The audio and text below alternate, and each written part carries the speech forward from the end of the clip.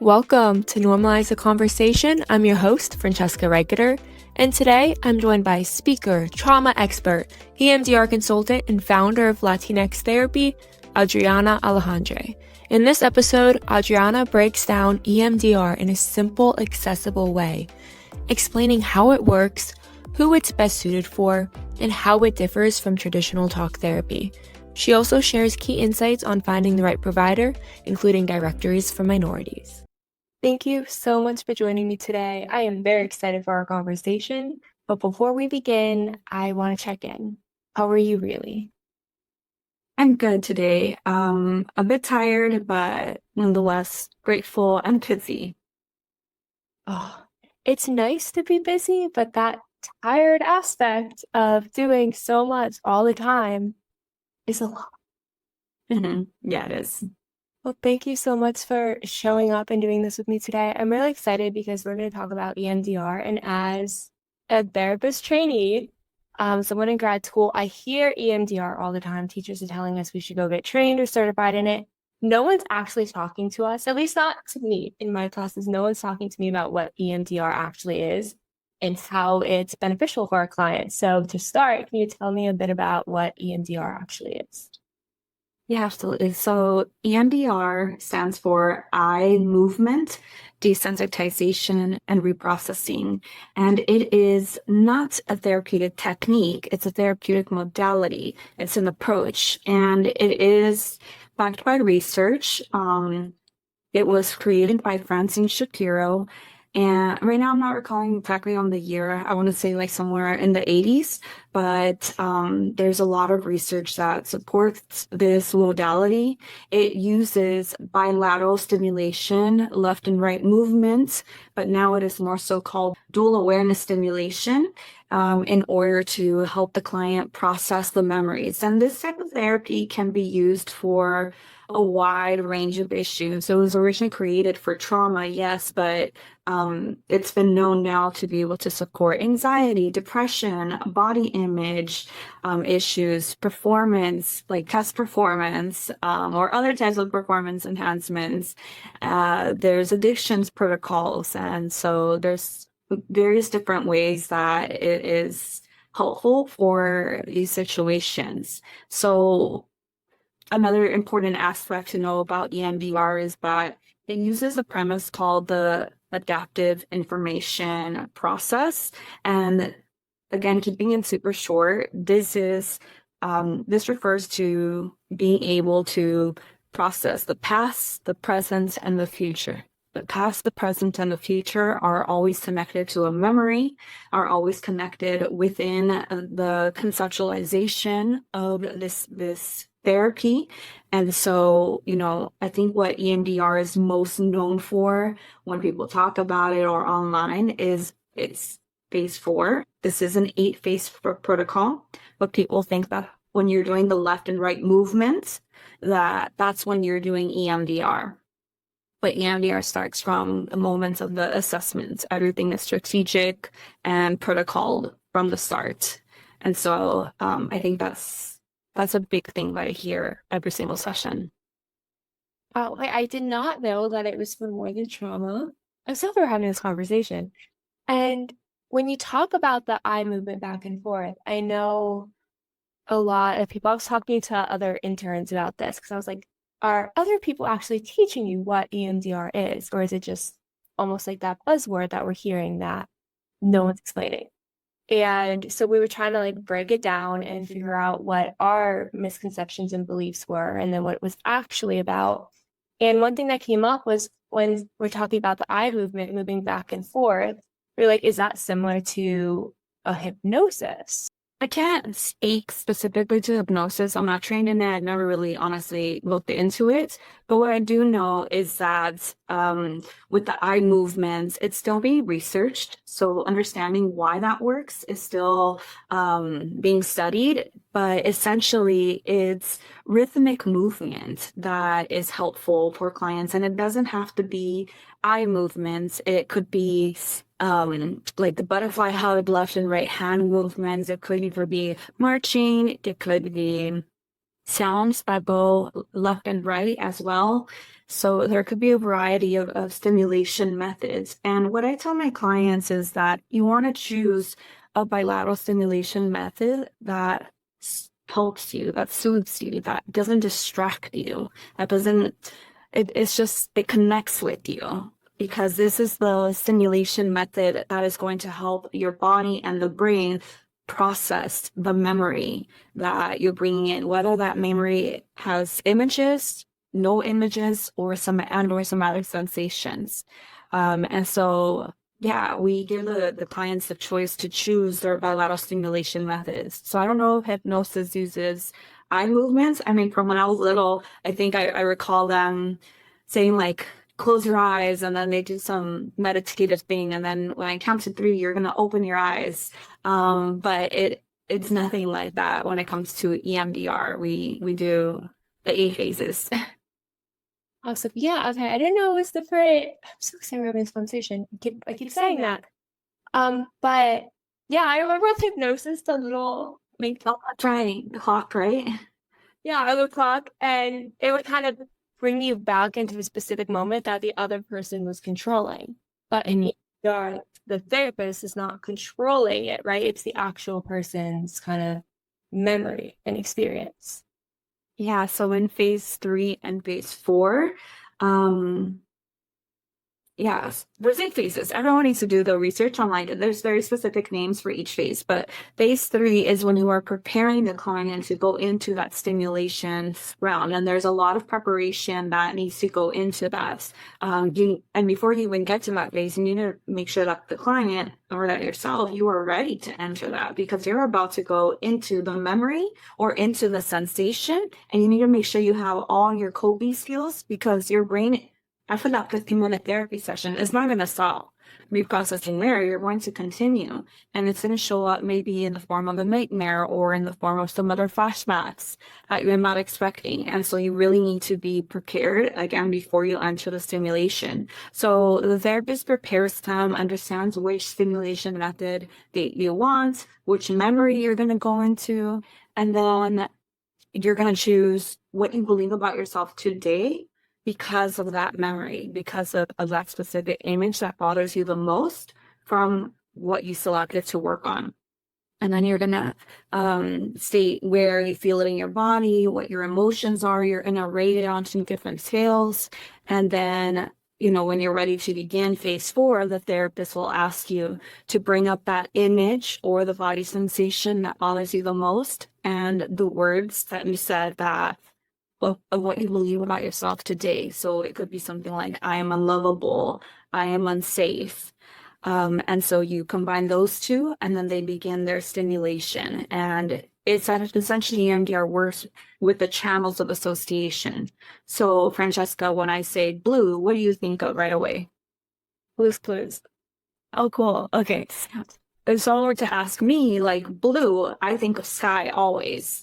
Of course, unless there's something else, but channels of association is that, like, whenever you have something in your mind, you jump to whatever you're associating it to right away. And you could do this with your clients, for those of you that are therapists, to try it, to show clients how channels of association works. So you just keep going. So from Blue's Clues, I say cartoon. From cartoon, what would you say? Afternoons. Okay, I think pillows. What would they? Pillows? Yeah, 2 pillows. Nap. Okay, so you get the sense of, like, we're working with 2 different channels of association. Obviously, I have my own set. You have your own set, and that's essentially how EMDR is working. But specifically, starting off with the either traumatic memory or whatever memory or association you're choosing to start from. That's so cool. And the client is like, who's like in charge? But the client, it's their memories, it's their associations. It's not the therapist putting it on the client. And I think because it's something that it's okay, so it's not new. First of all, you said it was developed in the 80s, but it's something that's newer to be talked about. And because it sounds really with the eye movements and like they're guiding you, a lot of people get this misconception that the therapist is kind of creating this experience for you. And there's a lot of often mistrust with that.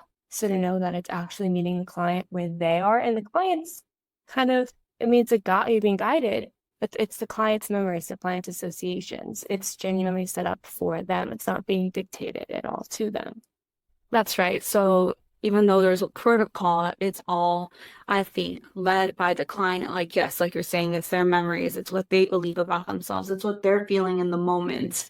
And another thing I want to mention is in terms of like, I was saying how clients should be ready to enter into phase 4. One of the biggest factors that I teach about is that the client has to be able to go to the past during that session, but also come back to the present afterwards.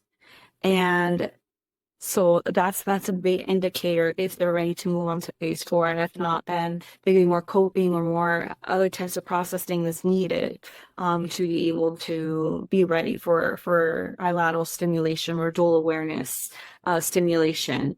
And because yes, like it's all about the client's nervous system. It's all about what resources, internal and external resources they have in preparation for this memory. I love that it brings you, that you mentioned like making sure you have the coping skills that you need, because again, this is something that people can see as, oh, you're just making you relive these distressing memories, and when that 15-minute session is up, that's it. But it's really making sure that you have all the tools in place so that when you are talking about these very difficult experiences and memories and reliving them in a way, you're okay and you're still safe. Yeah. Yes.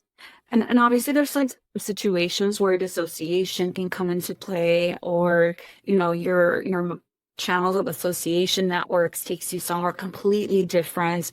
Everything is like very much a case-by-case basis. And so I can't stress enough how important it is for the therapist to be in consultation with somebody that is trained with whatever situation your client has lived through. This is so cool. Okay, so I know you talked about there were different things that you and me did for. Who is a good fit versus who isn't a good fit? I think it might be easier to go with like who isn't a good fit, because there's so many situations that would qualify. I think like on a clinical basis, folks that have schizophrenia, schizoaffective without or any mania or psychosis unmedicated, would not likely be a good fit for this type of therapy specifically. Folks with addictions, like active addictions, I think are another community that may not be a good fit in the moment, just because again there's that dual awareness, right? You need to be able to go to the past but come back to the present moment. And sometimes if you're not resourced well enough, you could also relapse due to the stressors, due to the memory. It depends, of course. Again, everything is a case-by-case basis. I think this might be something controversial, but I think when EMDR was created, it was heavily stated, and when I was trained, it's always stated that people who are pregnant cannot do EMDR. And in my career, I haven't found that to be the case. I definitely understand that in general, stress is not good for folks that are pregnant, but you can go through stress and talk therapy as well with whatever you're talking about. So yeah, I haven't found that to be the case in case basis. You could get clearance from your medical professional if you're feeling hesitancy, of course. And another set of folks, oh my God, it just went pregnant. Oh, another set of folks would be folks that have seizures. For this, the type of bilateral stimulation method wouldn't be eye movements most likely, because we tend to use a light bar that has, a dot, a light, and then it goes left and right. And so the light and going left and right can sometimes trigger seizures. I think there's other factors like lighting in the environments as well that can impact that. But I think it's not that it necessarily wouldn't be a good modality because there's other stimulation methods, but getting clearance again from your medical professional would be a good idea in this situation. That makes a lot of sense. Okay, so for people who are listening, you're like, okay, I want to see if maybe I am a good fit. How can you go about maybe finding a therapist and what questions you can ask them to see if they're a good fit for you and that this protocol is a good fit for you? Yeah, that's a great question. I want to also share that EMDR can be helpful for children. People might ask, like, how young? So there's EMDR therapists for Adriana's like 4-year-olds, 5-year-olds. I don't specialize in children, but I know that they use a lot of toys, or sound tray type of therapy integrated within the EMDRs. It's pretty fascinating. And I have been learning that EMDR with children, specifically children, process their memories a lot quicker than adults. So that's something that, another community that it could be beneficial for. So children and up. And to find the right fit for you, I think it's really important to take that consultation call, whether you're using insurance or not. But to one, make sure you ask any questions you need to be able to connect with the therapist, modality set aside. Just how do you go about helping folks with blank, whatever you're going through?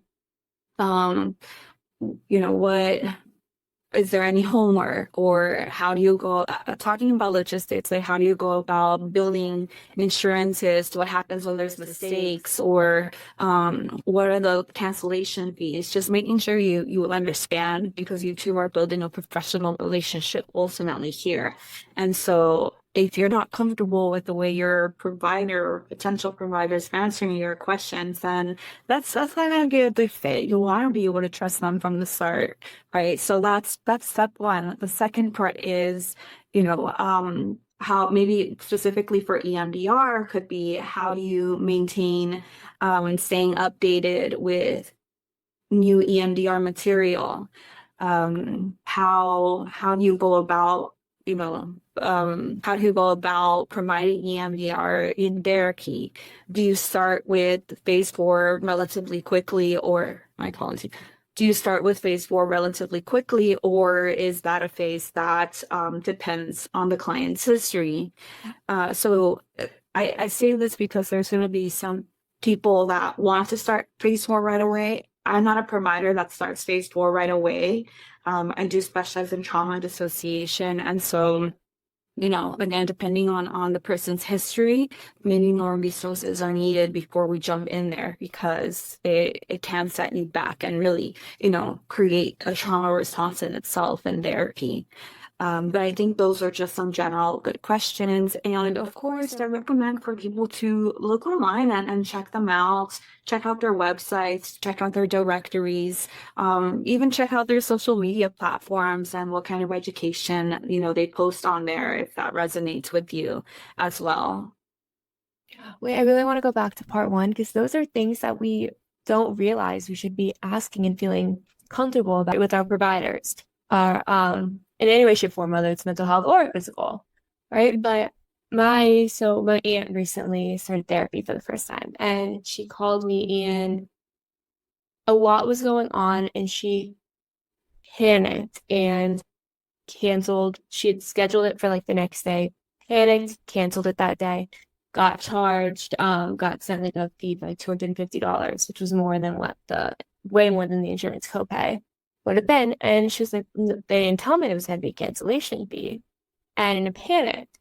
And I was like, that's so important that we know to ask these questions, because if they don't volunteer, a lot of therapists will volunteer. It's something I'm learning in school, is that we should make sure that with informed consent, we're getting all the information. Yeah. But knowing that if they're not giving us the information, it's okay to ask, because you don't know what you don't know. And that's a very important question. And feeling when you do ask these questions that the therapist, the provider is listening and is responding like they want to respond to you, and that they care, not that they're annoyed that you're asking about their policies. Mm-hmm. And if they're annoyed, it's a red flag. Yes. I know I recently restarted therapy, and when I was trying to find a therapist, the thing that was very like telling for me if I was going to like the provider at all was when I asked like, oh, what are your fees? If they went straight to one, for example, was like $250 an hour. And I was like, okay, great. Do you take insurance? And then they're like, it felt like kind of annoyed that I was asking about the insurance. Well, come on, student, you got insurance, right? Um, so finding a provider was like, what insurance do you have? You have insurance. Like, let's see what our rates are for where you're at instead of making you feel bad for asking. Yeah. So it's just small things like that that I don't know, it just makes you feel a little bit more comfortable walking into the room, like you're not being judged. And when you find therapists that you could tell in the beginning when you talk to them, I feel like this person hears me and sees me, it makes that first session a little less scary, I think, at least in my experience. Yeah, yeah, absolutely. The connection to your therapist was going to help you engage in your healing process, trust the process, or it could build distrust in the therapeutic alliance overall. And you don't want to start any relationship like that, personal or professional. Yes, exactly. Okay, so continuing on with EMDR, what is the difference, I guess the main differences with how you're reprocessing between EMDR and regular like psychotherapy? With psychotherapy is an umbrella term, and there's so many different types of modalities under there, right? Like under behavioral therapy, which is what the reason specifically are in graduate school, psychodynamic, gestalt therapy, narrative therapy, and so forth, the EMDR. So there's many different modalities. Some of them are covered by insurance and some of them are not. It depends on the research, right? As they're identified as an evidence-based practice. I think typically in talk therapy, uh, a psychodynamic approach, a narrative approach, sometimes Socratic dialogue is utilized, right, with a treatment plan. Every single modality does use a treatment plan, and they will differ based off of the language within the modality that the therapist is trained in. But essentially, the therapist is structuring that session freely, however they're comfortable, structuring the session with you. I don't know how else to describe that. It's very narrative and dialogue based. It could be that they have an agenda, and it could be that, you maybe talk about the agenda for 5 minutes and then you check in with the client with whatever they want to bring up. And it's very much a week by week basis thing, or you're working off of whatever the client mentioned in the last session. And then you provide psychoeducation and maybe even some relaxation. You teach relaxation techniques. It's just very broad, again, depending on what kind of talk-based therapy that a therapist is using. And typically, talk-based therapy is very much like a top-down approach. So it's very like, it starts with just intellectual, and then it could go down to like discussing, body symptoms, health, and everything. Whereas something like EMDR, brain spotting, and other trauma-informed based modalities are much more of a bottom-up approach, where they start with more so the somatics, and then we go into maybe cognitive beliefs, what you believe about yourself. So I tend to be more so of that kind of therapist where it's like a bottom-up approach. And as a trauma-informed provider, I find more comfort in that. And as a Latina, many of my clients identify also as Latinx. And within our community, we tend to express symptomology from the body more so from the mind.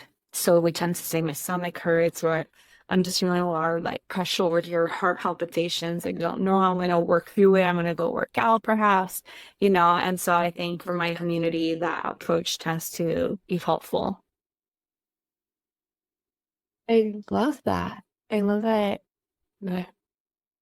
I didn't realize that it starts with in the body because that's so true. So many people recognize either that stomach ache or that heart race before they recognize it's anxiety. So many people may recognize feeling more kind of fatigued and low energy, like you can't focus and concentrate before you recognize those could be symptoms of depression. A lot of people tend to notice those physical ailments before they recognize how it's connected to their mental health. So having an approach that starts there sounds really amazing instead of always starting when you're not recognizing the mental health. It's a little bit more difficult to kind of get to a place where you can connect it. And that mind-body connection is so important. Because if I constantly think I'm having a stomach ache and I'm going to the doctor and getting Zofran, for example, and then it's not working, it's like, okay, what's wrong with me? And it's trying all these different medications instead of being able to recognize where it's actually coming from. So it helps people get the support they need a lot sooner, it sounds like. Yeah, yeah, you're absolutely right. Especially because there's a huge stigma, I think, just across most communities about mental health. So, yeah, mostly the physical health is normalized, versus, your mental wellness. Yeah, it's so frustrating that our mental wellness is not normalized. And I was so in grad school, I'm taking one of my practicum classes, and my teacher made us. It's the first teacher that I guess actually go through the DSM and do like the diagnostic code from the DSM. And someone asked about the ICD, and he was like, "Well, all other like physical health is there, and then mental health is DSM. Like it starts off already completely separated. Yeah. So separated just by the way we even begin to learn about it. So of course, when we go to treat it and think about it, physical, they're not going to be thinking about mental, and mental's not always going to be thinking about physical. But because of conversations like these, because of different modalities, we're learning how they're interconnected, and it's really making a difference. Yeah, yeah, that's completely true. So the GSM is very westernized only, not very, it doesn't integrate, it's very apologizing. It does not integrate Eastern, belief, Eastern medicine at all, indigenous, practices by any means that you can't bill for it via insurances because it's not in the codes. All of that has actually been mythologized and stereotyped, unfortunately. And so it's really important, as well, when you find a provider that, there are a group of people that want providers that go by the book, literally, and want to, want their experiences to be pathological, and then there's many other people that don't want that experience and that want their ancestral knowledge, indigenous knowledge to be acknowledged in the therapy space. And so finding a provider that can provide that is very important and should be integrated into your consultation questions as well. Absolutely. And on that note, how does someone go about finding that right provider for them?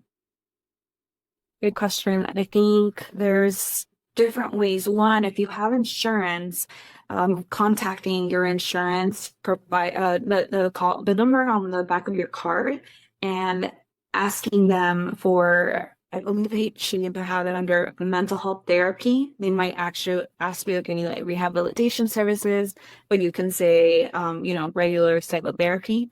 And then they might have it under behavioral health as well. And then you'll specify you need mental health psychotherapy services. And you could even, and this could be not just a phone call, but sometimes they have online portals and you could select on the filters. But, if you're on the call, you could ask them to filter based off of whatever you're going into therapy for. So you do need to reflect a bit, like, what is it that I want to achieve in therapy? Do I want to acknowledge my anxiety, my depression, understand myself better, right? And so you want a provider that specializes in that, and you let them know to filter. If you're looking for a specific cultural background, you ask them what demographics of therapists they have, and you can select based off of that. So that's insurance. And if you don't have insurance, then I think making sure you understand what budget you can have per session. So individually sessions are weekly, but of course they could be every other week. As a trauma therapist, I don't recommend monthly appointments to start, especially if you've never been in therapy. It's it's not my practice, not something that we offer, but I think, if you understand your budget within weekly or bi-weekly basis, you can then go on directories. I have a directory called latinxtherapy.com, and you can use the filters there to narrow down, even though we're allowed to do virtual, I just want folks to also know that we can only offer virtual in the states we're licensed in. So, and in the states that we're licensed in, our clients have to live in that state. So that's a big misconception after COVID. So many people continue to call us and tell us like, oh, but you could do virtual. I'm in Missouri.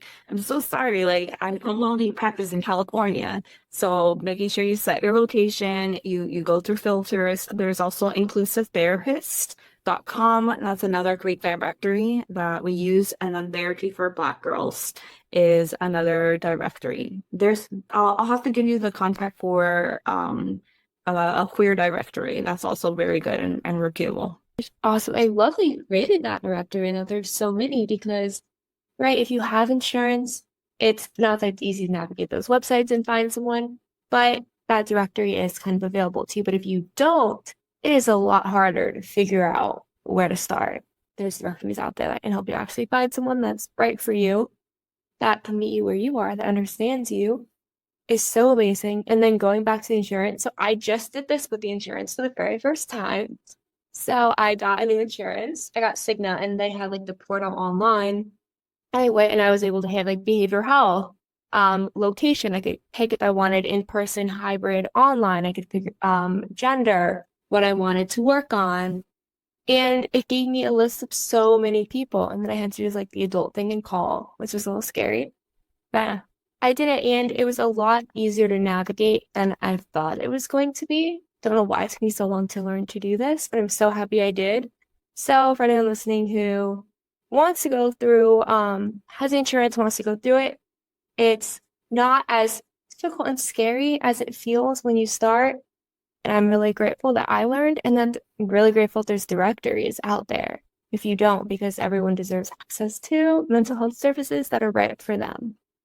Yes, absolutely. Yeah, and sharing about these directories is a great help as well. For many of us, I know from the directories I mentioned, they're created by us people that identify as, the minorities, people of color. And so it's definitely very helpful to get the word out about the resources that are created by us.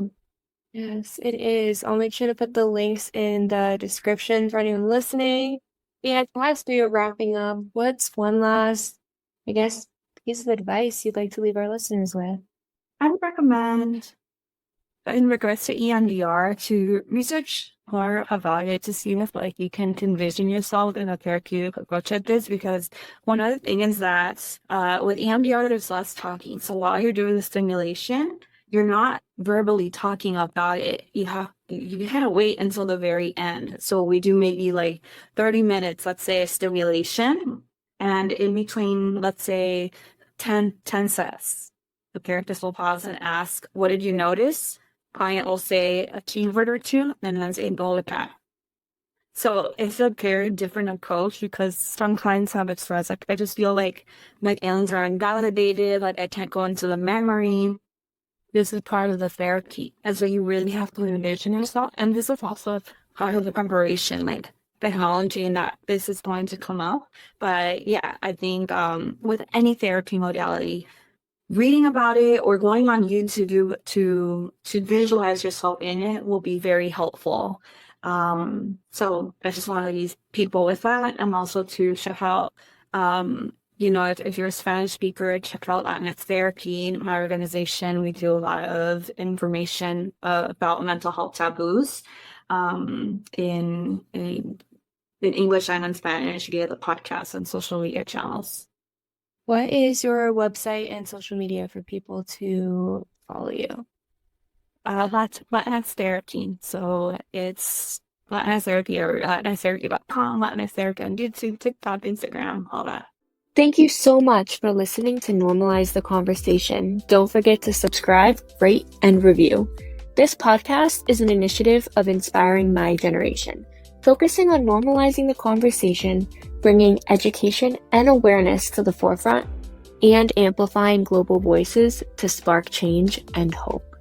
Inspiring My Generation is a 501c3 nonprofit organization on a mission towards suicide prevention through awareness, conversation, education, and support. Connect with us on Instagram at Inspiring My Generation and visit our website inspiringmygeneration.org to learn more about our work and how you can make a difference.